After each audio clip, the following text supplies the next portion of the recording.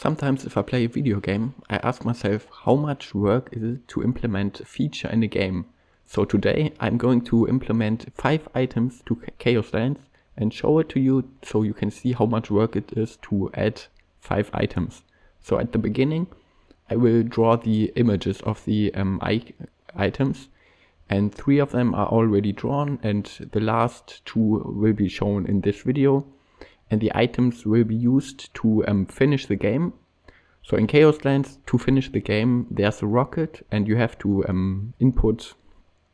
insert some parts that have to be repaired. For example, those metal plates I'm just about to draw. And these 5 items will be added, and the items are a oil barrel, metal plates, a thruster, a gear, and an engine. So at the beginning I will work on the textures so that every item can be implemented. This texture will be the engine, and the game is built like that you have to complete 5 missions, and for every mission or every quest you get an item, and then you will place these items you get in the rocket, and then you can start the rocket and fly back to your mothership. But at the moment we will just add the items, and the starting of the rocket will be added in a future video. So this will be the thruster. And there are some things you have to do when you add the items. For example, you have to give the items a name, or you have to give them the items a type. For example, some items you can hold and some items can be placed in the hand. For example, here we have to increase the item count because we don't no longer have 32 items, we have 37 items. And there's also enumeration where every item is listed, and there the items have to also have to be added there as well.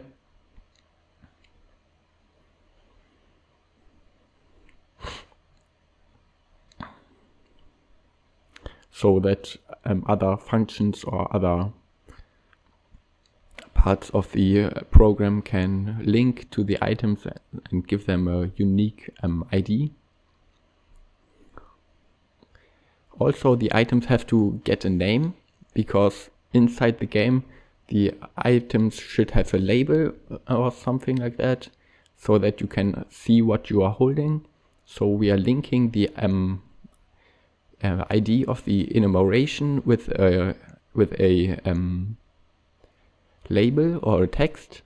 So first let's distinguish the item, and then the label can be added later.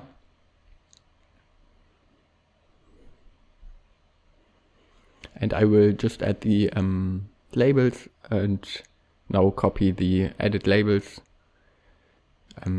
to the case of the enumeration, and there you can see that it's that the language is in English and in German. For example, gear is the English word and Zahnrad is the German word. The next thing that has to be done, for every item there's a stat that's like a vector of item stat entries.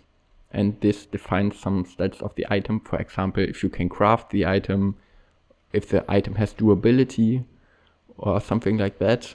For example, the first number of one entry, so you can see there's 40, and the 40 stands for the durability, that you can use this item 40 times. But since the oil barrel, for example, don't have a durability, you can there has just to be placed the -1 to indicate that the item doesn't have a durability. There's also an information string that has every item, and this also has to be linked to the enumeration index that we added in the beginning. And we can also remove the crafting recipe, because these items shouldn't be crafted. They will be received by the loot chest of a finished quest. So these enumerations can also be deleted, can get deleted.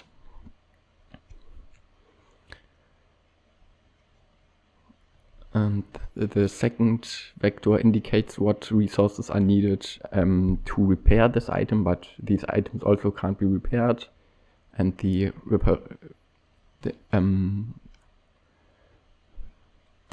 durability healed by one reparation of the blacksmith also doesn't matter, because the items don't have a durability. Here we have to define the type of the item. For example, all those items will be simple items, so you can't hold them in your hand or use them as armor. And this is just also linked with the enumeration. And here are the arrays for the loot that is generated by the finished quest. So if you finish a quest, one of those arrays will be used, one of those 5 arrays will be used to spawn the loot. And this will also be demonstrated later. So there has to be added the item so that you can collect every item. Yes.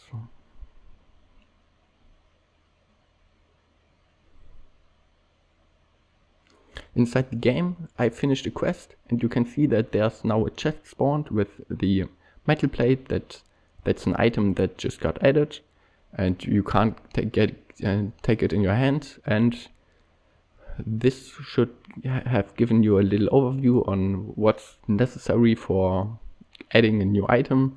So some things have to be done, for example, giving the item a name, a type, or defining its stats like the durability. And if you enjoyed the video, leave a like, comment and subscribe, and bye.